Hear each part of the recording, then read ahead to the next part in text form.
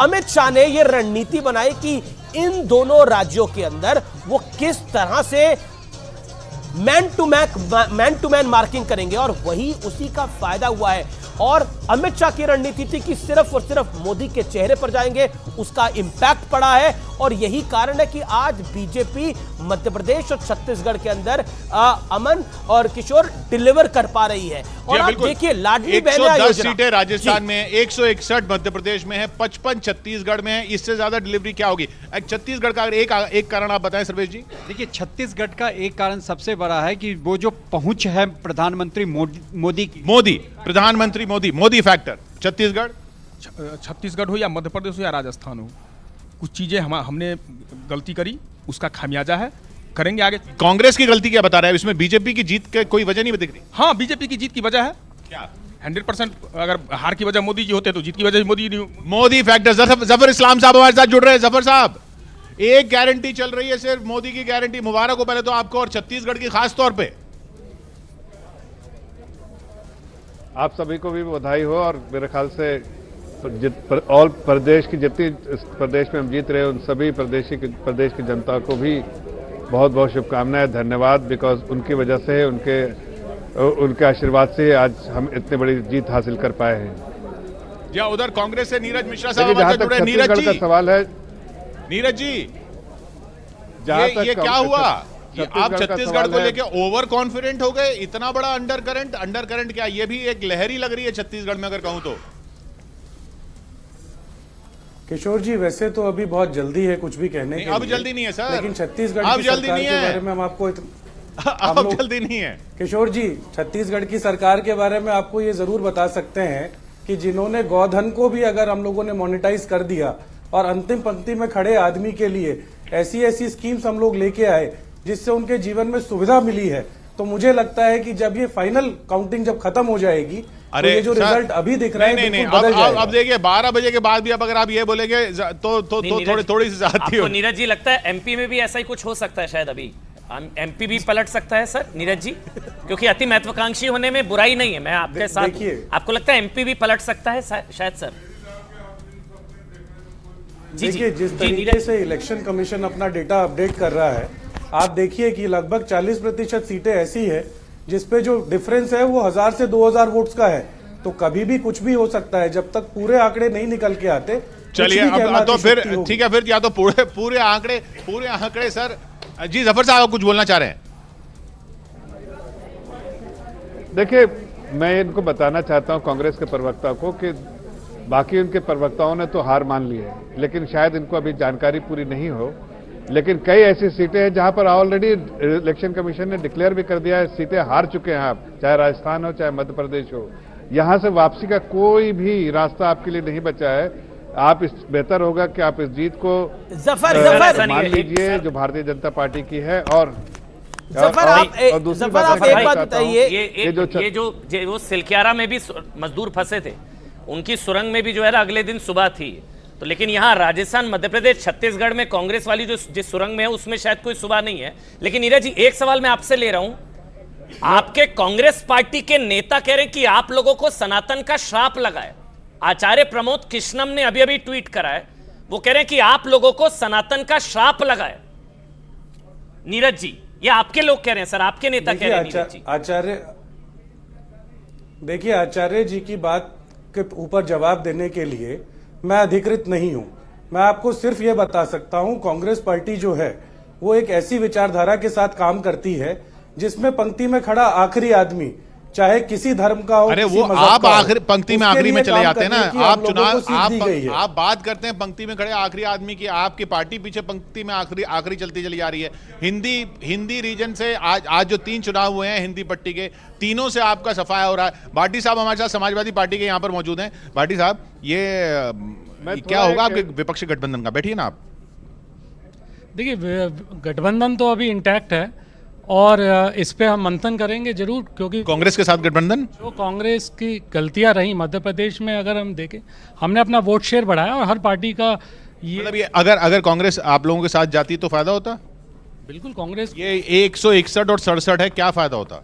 देखिए बिल्कुल होना चाहिए। मुझे लगता है 4 से 5% की वोट शेयर पे हम होंगे मध्य प्रदेश में, और एक इफेक्ट भी होता है उसका, जब आप साथ होते हैं तो कुछ जो बदजुबानी कांग्रेस की तरफ से रही उसका इफेक्ट भी लोगों ने उस पे नाराजगी बाटी जी पर एक बहुत इंटरेस्टिंग पॉइंट है कि आपने बोला कि लेकिन जो सुनामी है भारतीय जनता पार्टी की, उसके आगे तो अगर सपा साथ भी होती तो कोई बड़ा फायदा नहीं होता, इसमें भी कोई दोराय नहीं है। लेकिन जफर इस्लाम से एक सवाल मैं पूछना चाहता हूं। जफर इस्लाम, तेलंगाना में कांग्रेस की पहली बार सरकार बनने जा रही है, 64 सीटों पे कांग्रेस आगे है, बीआरएस 43 पे है। बीजेपी जिस तरह से 3-4 महीने पहले यानी कर्नाटक के चुनाव के पहले बीजेपी की स्थिति वहां पे बहुत अच्छी थी, लेकिन वहां पर पोस्टर दिखा दीजिए एक बार। ये देखिए, ये पोस्टर जो आपके अमीश आपके साथ में चल रहा है, ये बीए पोस्टर जी बीजेपी की तरफ से जारी किया गया है। एक ही गारंटी चलती है, मोदी की गारंटी, एक ही गारंटी चलती है, मोदी की गारंटी, और उसके सामने सब कुछ सब बह जाता है और बहता हुआ दिख रहा है। मध्य प्रदेश में कांग्रेस सिर्फ 68 पर है और वो 160 पर। लेकिन जफर भाई, गारंटी तो कांग्रेस ने भी दी थी। अमीश जी, जहां तक तेलंगाना का सवाल है जी, देखिए, तेलंगाना में हम एक सीट पे थे पिछले इलेक्शन में, आज अभी हम इलेक्शन कमीशन के अगर साइट पे जाते हैं तो 12 सीटों पे हम आगे हैं। लेकिन मुझे लगता है कि इवेंचुअली जब फाइनल रिजल्ट आएगा तो शायद हम 15 सीटों पे जीत हम दर्ज करेंगे और वहां हंग असेंबली होने की बहुत बड़ी पर अब हम के मतलब और मैं बिल्कुल अभी भी, क्योंकि अभी भी जो कांग्रेस का पहले 66 हो गया था वो 63 हो गया है, अभी भी आप इंतजार करना चाहते हैं तो कर लीजिए। लेकिन ऐसा लग रहा है कांग्रेस को एक बड़ा मैंडेट वहां मिल रहा है, और भारत जोड़ो यात्रा का पूरे देश में कहीं जादू चला हो या नहीं चला हो, लेकिन वहां चला है। और क्योंकि अल्पसंख्यक वोट जो है वो बड़ी तादाद में कांग्रेस को मिल रहा है वहां पर, और AIMIM का अल्पसंख्यक वोट खिसक गया है वहां पर। अमीश भाई, मैं अभी भी आपको दावे के साथ कहता हूं कि वहां पर सरकार कांग्रेस की बन ही नहीं सकती। अब आगे देखिए, इवेंचुअली फाइनल रिजल्ट इशारा कर रहे हैं कि कांग्रेस के विधायक बीआरएस के संपर्क में, ये आपकी ख्वाहिश हो सकती है। नहीं, वो तो है ही है उनको। जफर भाई, ऐसा कुछ है क्या कि आपके पास कोई जानकारी दे दीजिए? सर हमारे पास नहीं, हम ब्रेकिंग चला दें। ऐसा होगा भी, ऐसा तो लोग खुद ही, हाँ बताइए। ऐसा तो लोग कह भी रहे हैं, लेकिन मैं उसके बारे में टीका टिप्पणी नहीं कर सकता कि लोग क्या कह रहे हैं, लेकिन मैं इतना जरूर कह सकता हूँ कि वहां पर खुद कांग्रेस के विधायक बीआरएस के संपर्क में है, पीछे आप हैं। नहीं, बीआरएस वो अब उस जो कह रहे हैं उनको छोड़िए, जो मैं कह रहा हूँ वो इम्पोर्टेंट है कि वो 60 सीटें भी नहीं आएगी। आप देखिए 63 पे है, वो अभी नीचे होते 52-53 पे जाएंगे और वहां पर हंग असेंबली होगी। और ये हमारा अनुमान है, हमारे सर्वे के हिसाब से ऐसा लगता है कि हम 15 से 20 सीटों के बीच सर मैं में 44 आ जोड़ जाएंगे। देता हूं, प्लस इलेक्शन 9 जोड़ कमीशन दूं, 12 प्लस सीटें 3 दिखा रहा जोड़ है दूं। अभी। BRS 44, BJP 9। अच्छा, अरुण के पास एक बार चल लेते हैं। हाँ, अरुण, क्योंकि मध्य प्रदेश में और वहां पर महिला वोट की वजह से देखिए किस तरह से जीत हुई है, वहां पर महिलाओं का सेलिब्रेशन हो रहा है बीजेपी के कार्यकर्ताओं में। अरुण, दिखाइए जरा। निश्चित रूप से लाडली योजना का जितना प्रचार किया गया था और जितना उस पर बीजेपी रिलाई कर रही थी, उस भरोसे को कहीं ना कहीं खरा उतरता हुआ आप देख पा रहे हैं। और उसकी एक झलक कांग्रेस पार्टी के जो मैनिफेस्टो था उसमें देखने को मिली कि उन्होंने भी उस तरह की योजना लॉन्च करने की कोशिश की, लेकिन अब बीजेपी उसमें बाजी मारती दिख रही है। आप देखिए वहाँ पर ये जो लड़कियां हैं, ये भी देखिए, ये जो लाडली बहना योजना है उसकी जो लाभार्थी हैं वो महिलाएं खास तौर से हैं।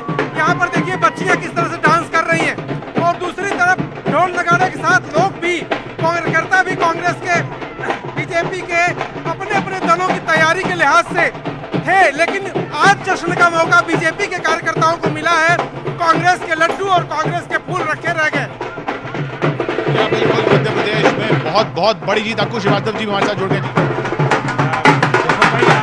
पहले तो बहुत बधाई, 2 राज्यों में बिल्कुल क्लियर कट है। लेकिन तेलंगाना के बारे में कहा जा रहा है कि आप लोगों ने खुद ही हथियार डाल दिए ताकि वहां पर कांग्रेस ना जीतने पाए, लेकिन वहां ऐसा हो नहीं पाया, क्योंकि जो 4 लोकसभा की सीटें हैं और आपको ज़्यादा सीटें मिलनी चाहिए थी उतनी नहीं मिली, और आपको लग रहा था कांग्रेस बढ़ रही है तो आपको उसको रोकना चाहते थे।